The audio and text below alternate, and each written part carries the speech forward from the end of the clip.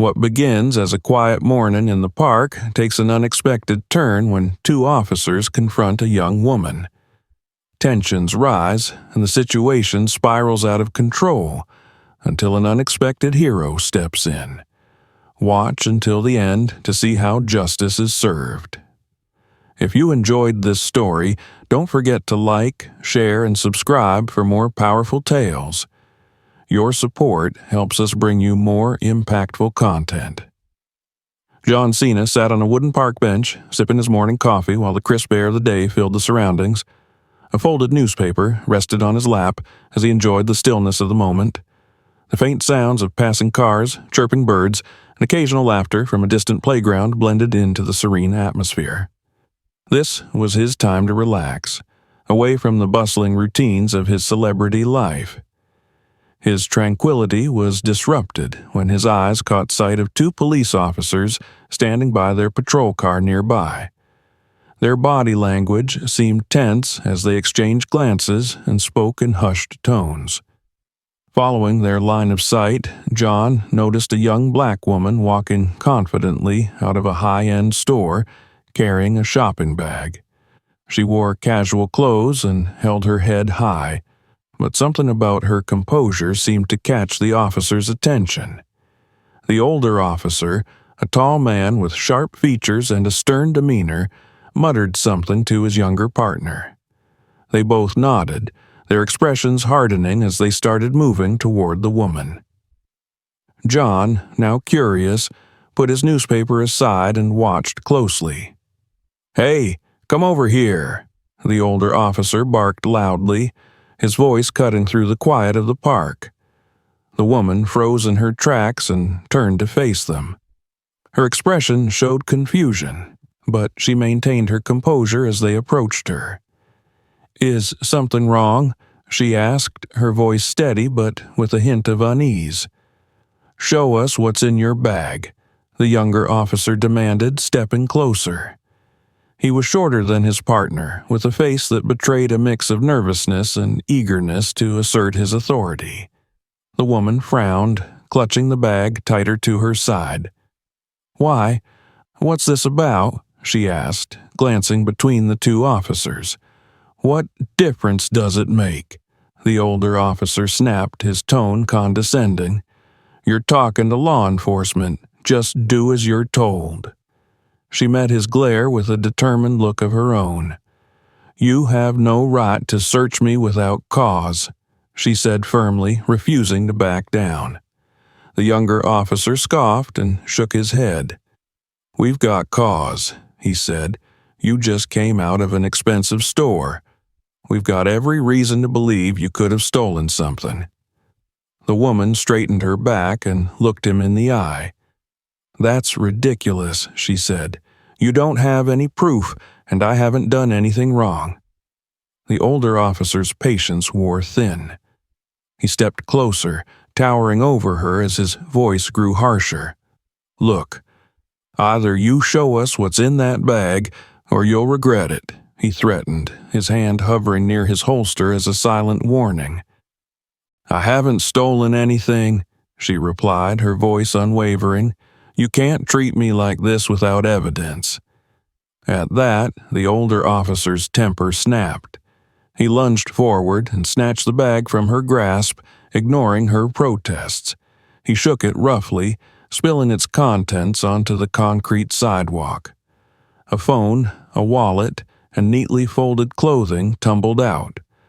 The phone hit the ground with a loud crack, its screen shattering upon impact. "You've got to be kidding me," the woman shouted, her voice trembling with a mix of anger and disbelief. "You have no right to do this. You're nothing but pigs abusing your power." The insult landed like a slap. The older officer's face turned red with rage, and his jaw clenched tightly. His younger partner looked uncomfortable but didn't intervene, glancing nervously between his colleague and the woman.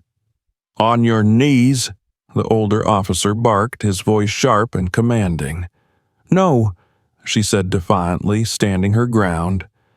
Her hands were clenched into fists at her sides, and her eyes didn't waver as she stared him down. "You're going to regret that," the officer growled. His hand went to his holster, and before the woman could react, he drew his gun and pointed it directly at her. Her breath caught in her throat as a cold wave of fear swept over her. She could feel her heart pounding in her chest as the gun's barrel seemed to pierce through the air between them.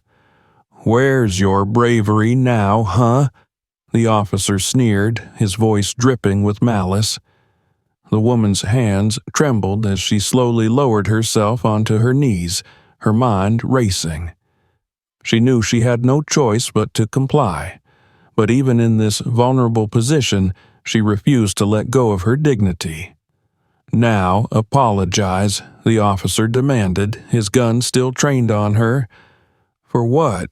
she asked, her voice steady despite the tears welling in her eyes. "For calling us pigs," he spat. She lifted her chin and stared at him, her voice unwavering as she replied, "Why? Is it not true?" The officer's face twisted with fury, and his finger twitched on the trigger. His partner looked more uncertain now, but he didn't speak up. The tension hung thick in the air, suffocating and unrelenting. From his bench, John Cena set his coffee down and rose to his feet. This had gone far enough. "Hey, what do you think you're doing?" John's voice boomed across the park as he strode toward the scene. Both officers turned toward him, momentarily startled. The older one tightened his grip on the gun, his expression hardening further. John stopped a few steps away, his broad shoulders and towering frame casting an imposing shadow. His piercing gaze moved between the officers, and his voice dropped to a firm, controlled tone. "Put the gun down," he said. The older officer glared at him, his fingers still on the trigger. "Who the hell are you?" he snapped. John took another step forward, his presence undeniable. "Someone who won't stand by while you abuse your authority." The confrontation had just begun. The shattered phone lay on the ground, its broken screen reflecting fragments of the morning sunlight. The young woman remained on her knees, her hands trembling but clenched tightly at her sides. Her pride refused to let her bow her head in submission. The older officer stood over her, his gun unwavering, a mix of anger and smug satisfaction written across his face. His younger partner shifted uncomfortably beside him, glancing around as though hoping no one was watching. "Now," the older officer barked, "apologize." The woman raised her head slowly, locking eyes with him. Her voice, though tinged with fear, carried a tone of defiance. "For what?" "For calling us pigs," he snarled, the words dripping with venom. A faint, sardonic smile tugged at her lips. "And what if it's true?" The older officer's face turned an alarming shade of red. His grip on the gun tightened, and for a moment, it seemed as though he might lose control entirely. The younger officer flinched, but remained silent, his eyes darting between his colleague and the woman on the ground. "Keep talking like that, and you'll regret it even more," the older officer hissed, his voice low but threatening. The woman's heart pounded in her chest, but she refused to show weakness. Her hands relaxed slightly, and she straightened her back as much as she could in her kneeling position. "I won't apologize," she said firmly, "not to people like you." The officer's rage boiled over. He took a step closer, the barrel of his gun now mere inches from her face. "You think you're brave?" he sneered. "Where's your courage now?" She didn't answer. Instead, she held his gaze, her expression a mix of fear, anger, and unyielding resolve. "Just say the words," the younger officer muttered, his voice shaky. It was unclear whether he was addressing the woman or his partner. "I said," the older officer growled, his voice rising, "apologize." The tension was suffocating. The air around them seemed to vibrate with the weight of the moment, every second stretching into eternity. The woman felt her knees digging into the rough pavement, but she ignored the discomfort. Her voice was steady when she finally spoke again. "I told you," she said. "I won't." The officer raised the gun higher, his anger now teetering on the edge of recklessness. "Put it down." The commanding voice startled both officers, and they turned to see John Cena approaching with deliberate strides. His tall frame, broad shoulders, and piercing gaze exuded authority, even in the face of armed men. The older officer frowned, his gun still aimed at the woman. "Who are you, and why don't you mind your own business?" John stopped a few feet away, his voice calm but firm. "Someone who knows what you're doing is wrong. Put the gun down." "Leave now if you don't want trouble," the officer snapped, his voice laced with frustration. John tilted his head slightly, a flicker of amusement crossing his face. "Trouble?" he said, his voice dropping a note. "What are you going to do? Shoot me?" The older officer's jaw tightened, but before he could respond, the younger one stepped forward. "Just let him go," he whispered, clearly uncomfortable with the situation spiraling out of control. "Shut up," the older officer barked, waving him off. He turned back to John, his face twisted with hostility. "This doesn't concern you. Walk away while you still can." John took another step closer, his calm demeanor unshaken. "I don't think you understand who you're talking to," he said. "Put the gun down, or you'll regret it." The older officer's grip on the weapon faltered slightly as confusion flickered across his face. It was clear he hadn't yet recognized the man standing before him. "Who the hell do you think you are?" he spat. John didn't answer immediately. Instead, he glanced at the woman who was watching him with a mixture of hope and disbelief. Then he turned back to the officer and said, "The guy who's going to make sure you answer for this." The officer raised his gun, pointing it directly at John's chest. "You want to be a hero? Fine. Let's see how that works out for you." In a split second, John moved. His hand shot out, grabbing the officer's wrist and twisting it with practiced precision. The gun clattered to the ground as John followed up with a swift takedown, pinning the man to the pavement in one fluid motion. The younger officer fumbled for his taser, but John was faster. He closed the distance between them in 2 steps, disarming him with a sharp twist of the wrist before tossing the device aside. A swift leg sweep sent the younger officer sprawling to the ground. John stood tall, breathing evenly as he surveyed the scene. The older officer groaned in pain, clutching his arm, while the younger one lay stunned on the ground. John turned to the woman, extending a hand to help her up. She hesitated for a moment before taking it, her legs shaky as she stood. "Are you okay?" John asked, his voice softening. She nodded, though her hands were still trembling. "Thank you," she said quietly. John picked up her belongings from the ground, pausing to inspect the shattered phone. "I think you'll need this as evidence," he said, handing it to her. She looked at the broken device and then at the cameras mounted on a nearby building.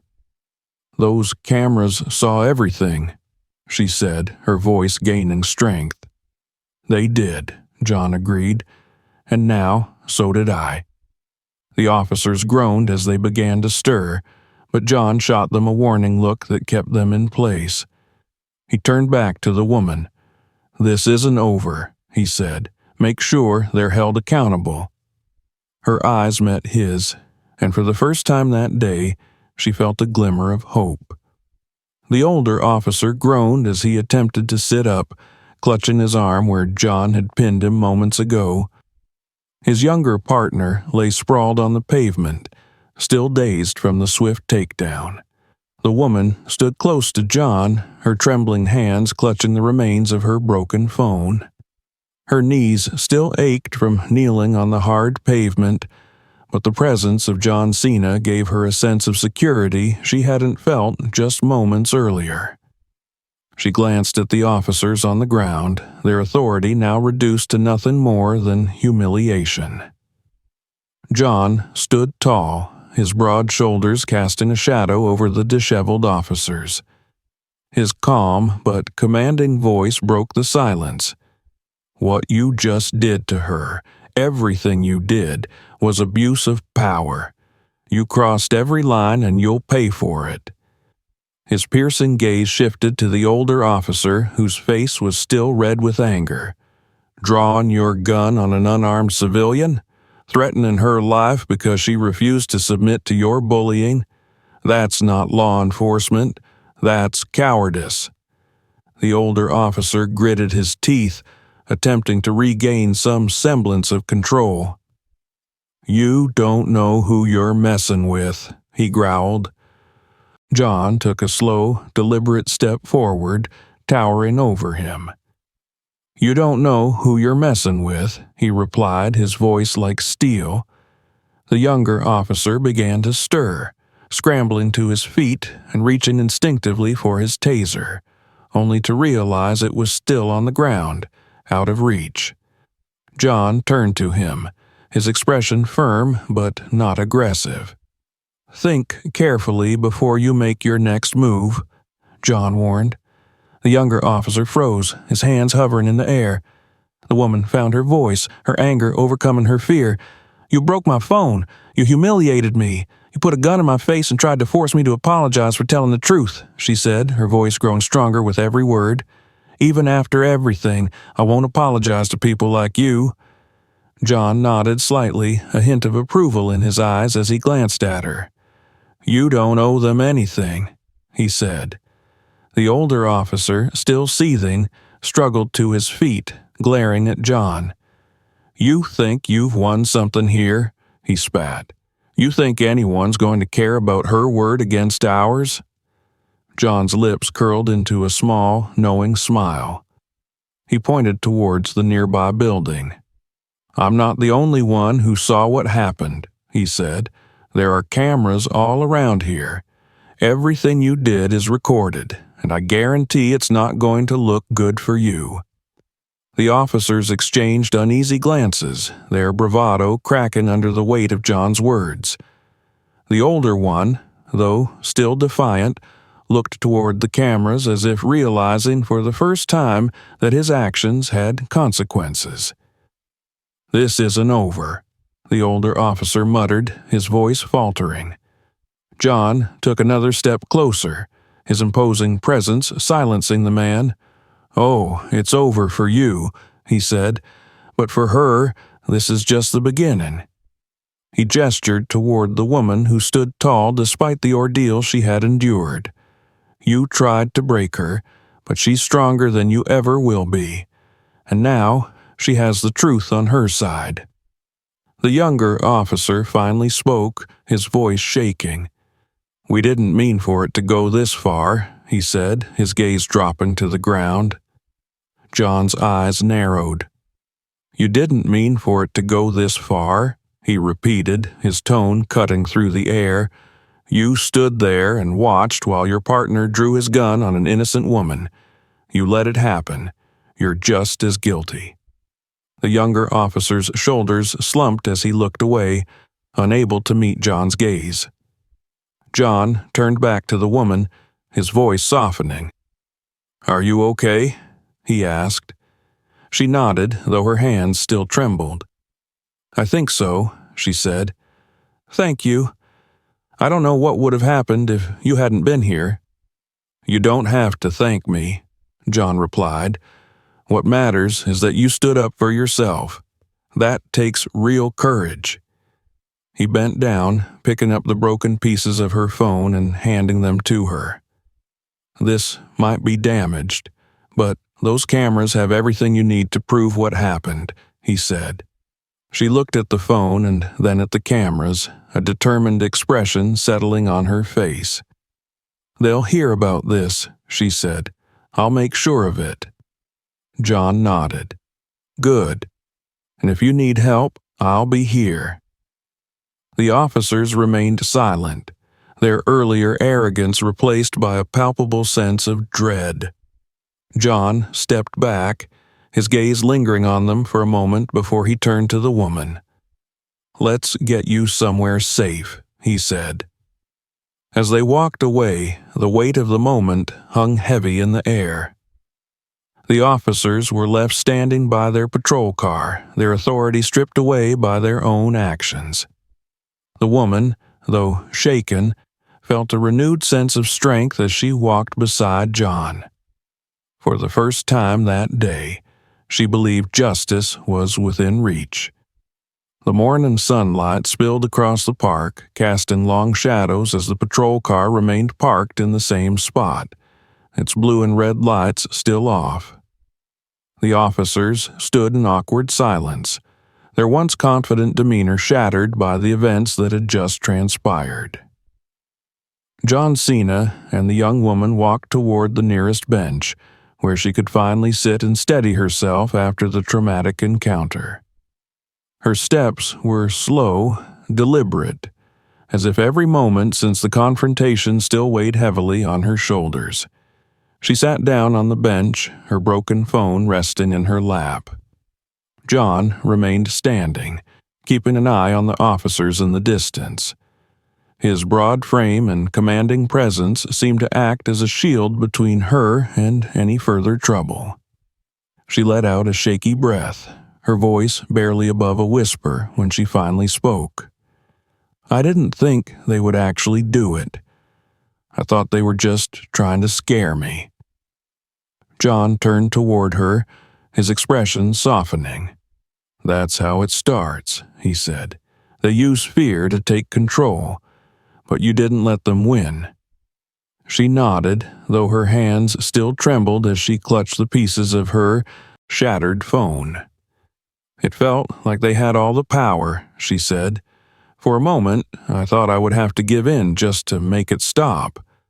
But you didn't," John reassured her. "Even on your knees, you refused to give them what they wanted. That kind of strength can't be taken away." She looked up at him, her eyes filled with a mix of gratitude and determination. "Thank you," she said, "for stepping in, for believing me." "You shouldn't have needed someone to step in," John replied, "but I'm glad I could be here." He gestured toward the nearby building with its mounted security cameras. "Those cameras saw everything. You've got evidence now, and you've got a voice. Use it." Her grip on the phone tightened as she nodded.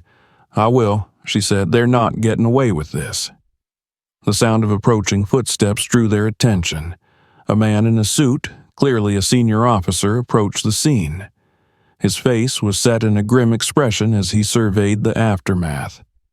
The older and younger officers stood stiffly, their postures rigid with tension as the senior officer turned his sharp gaze on them.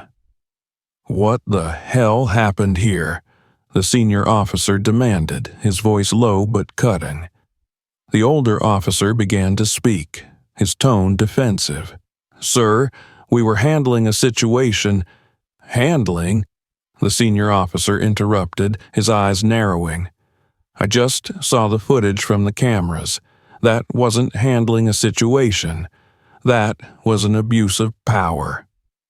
The younger officer opened his mouth as if to speak, but a sharp look from the senior officer silenced him. John stepped forward, addressing the senior officer directly. She was harassed, threatened, and had a gun pointed at her for standing up for her rights. "Is that how you train your officers?" The senior officer's jaw tightened, and he turned to the woman.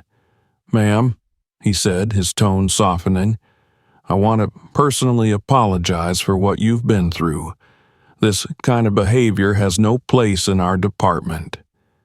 The woman met his gaze, her voice steady despite the emotions threatening to overwhelm her. "Apologies don't fix what happened," she said. "I want them held accountable." The senior officer nodded solemnly. "They will be," he promised. "Effective immediately. Both of them are suspended pending an internal investigation. If the evidence supports what I've seen, they won't just lose their badges. they'll face criminal charges. The older officer stiffened, his face twisting with disbelief. "You can't be serious," he blurted out. The senior officer's glare silenced him. "I'm dead serious," he said. "You crossed every line. Don't think for a second there won't be consequences." As the senior officer began escorting the disgraced officers back to their patrol car, the woman turned to John. "Do you think this will actually change anything?" she asked quietly. John looked at her, his gaze steady. "Change doesn't happen all at once," he said. "But every time someone stands up and refuses to back down, it gets us closer. And you stood up today. You made sure they didn't win." Her lips curved into a faint smile, and she straightened her posture. "I'm going to make sure this doesn't just get swept under the rug," she said. "I'm going to tell my story." John nodded. "Good. The world needs to hear it." As the patrol car pulled away, the park began to feel calmer, as if the tension had finally lifted. The woman took a deep breath, the weight on her chest beginning to lighten. She extended her hand to John. "Thank you," she said again, "for everything." John shook her hand, a warm smile on his face. "Don't thank me," he said. "You did the hard part." With that, he watched as she walked away, her head held high. When she disappeared from view, John returned to his bench, picking up his now cold coffee and folded newspaper. He leaned back, the faint sounds of the park returning to his ears. He knew the day wasn't over, but for now, justice had been served. Justice has been served, but this story is just the beginning. What do you think about what happened? Share your thoughts in the comments below. We'd love to hear from you. If this video resonated with you, don't forget to like, share, and subscribe to our channel. Your support helps us continue sharing stories that matter. Thank you for watching.